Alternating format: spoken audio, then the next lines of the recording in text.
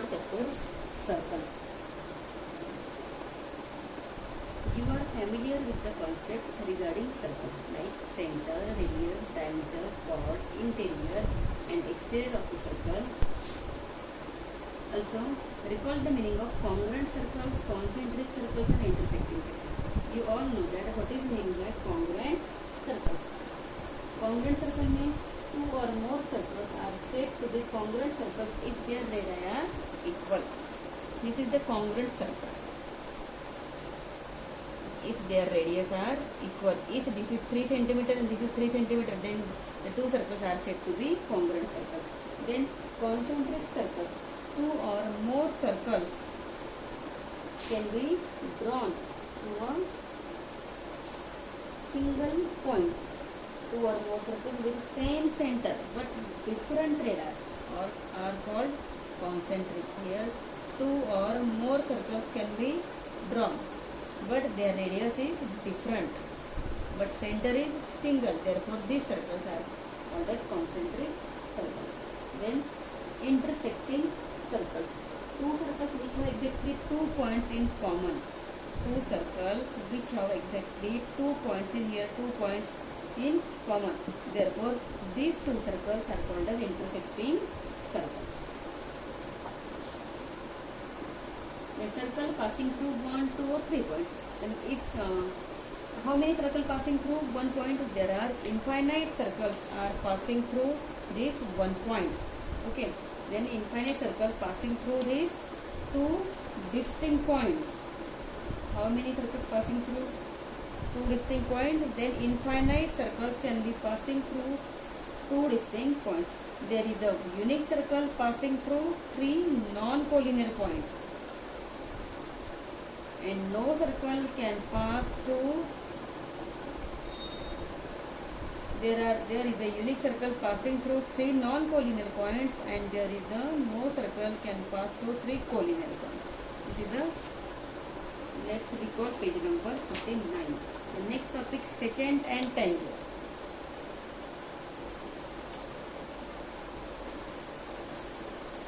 Secant and tangent. This is the very most important topic in circle. This is a circle. Okay. With center O. Tangent and secant. Tangent and secant. Okay. If the line M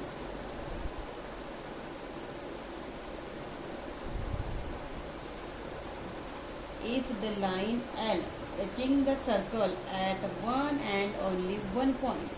This is the line N and it touches the circle in one and only 1 point. So this line L is called a tangent.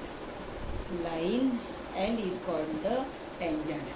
And secant, in a circle whose center is O. The line L, this line L touches the circle in two different points, A and B, in two different points. So this line L is called as secant. So line L is secant. This line L is tangent and this is the secant. Means tangent can touches the circle in one and only 1 point, and secant touches the circle in two distinct points. There are two different points. So this line is called as secant of the circle, and this line L is called as tangent of the circle, and this point, touching point, is called as point of contact.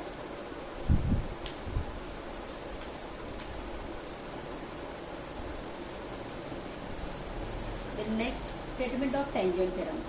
A tangent at any point of a circle is perpendicular to the radius. Tangent is any point on the circle is perpendicular to this radius at the point of contact. So OP is the radius and tangent is perpendicular to radius. Therefore, this is the 90 degrees. This is the statement of tangent theorem. The converse of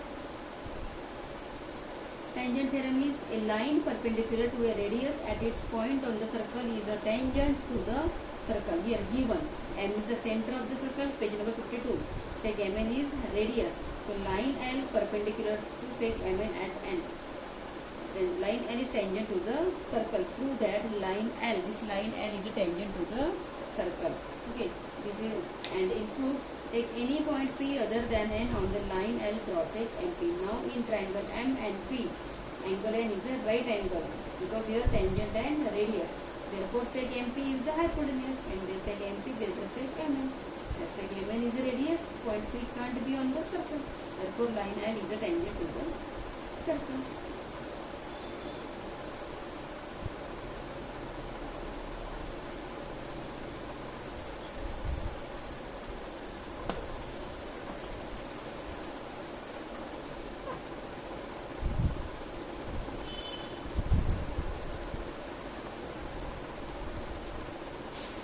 This is the exterior point D. This is the center of the circle O. Then how many tangents can pass through this external point D? So there are two tangents. There are two tangents can be passed through the external point D, and this is the point of contact. So here P and Q. Therefore, we can say that in the adjoining figure, line DP and line DQ touches the circle at point P and Q. Therefore, seg DP and seg DQ are called tangent segments, and this is the congruent. DP and DQ are congruent with DP equal to DQ. This is the tangent segment through the external point D. Okay. The next tangent segment theorem.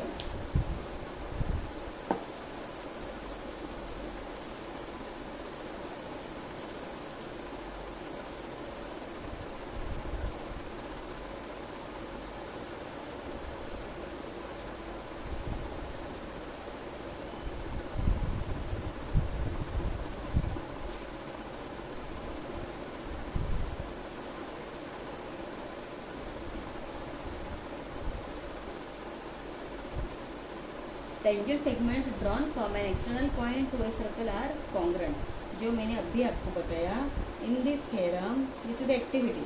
So, in this theorem, this is the tangent segments drawn from external point D. This is the point of contact P and Q. Therefore, DP equal to DQ. This is the tangent segment theorem. Okay. So in triangle PAD and triangle QAD, seg PA congruent to seg AQ, radii of the same circle. Seg AD congruent to seg AD, their common side. And angle APD congruent to angle AQD, 90 degree tangent theorem. Therefore, triangle PAD congruent to triangle QAD by hypotenuse sideways. And therefore, seg DP congruent to seg DQ, corresponding sides, congruent triangle. Then practice set 3.1. First problem.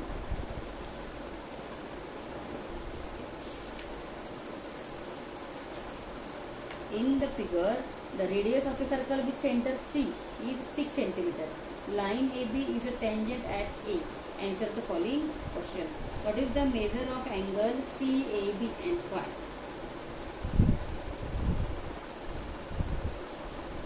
3.1, problem number 1.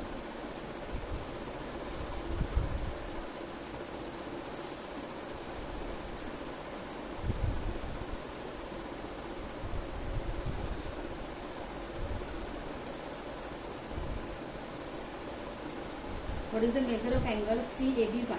Here, radius CA perpendicular line AB. This radius CA perpendicular line AB, this is the tangent theorem. Therefore, measure of angle CAB is 90 degree. Therefore, first answer is measure of angle CAB equal to 90 degree. This is the tangent theorem. Okay. The second, what is the distance of point C from line AB? Fine. The distance CA equal to 6 centimeter. In the adjoining figure, the radius of a circle C with center C is 6 centimeter. What is the distance? Point C from line AB. What is the distance of this point C from line AB? So therefore, second answer is distance of CA equal to 6 centimeter. This is the radius of circle, and therefore distance of point C from line AB is 6. Distance of Point C from line AB is 6 centimeter. Third question. Distance of AB equal to 6 centimeter. Find distance of BC. Then by using Pythagoras theorem. Here join. By using Pythagoras theorem. So in triangle, third answer is in triangle CAB, angle A equal to 90 degree, and therefore BC square equal to AC square plus AB square, means AC square equal to AB square. Here AB is also 6 centimeter, so 6 square plus 6 square, 36 plus 36 equal to 72, and therefore BC equal to 6 root 2 centimeter. 4. What is the measure of angle ABC and Y? So in triangle ABC, angle A equal to 90 degree, therefore AC equal to AB. This is the isosceles triangle theorem, and by using converse of isosceles triangle theorem, angle C equal to angle B. And in triangle CAB, sum of all angles of triangle is 180. Therefore angle ABC equal to 45 degree.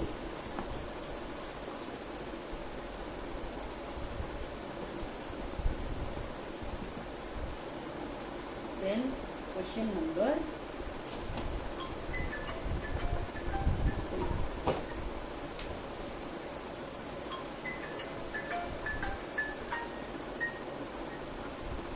Hello, हाँ बोलो.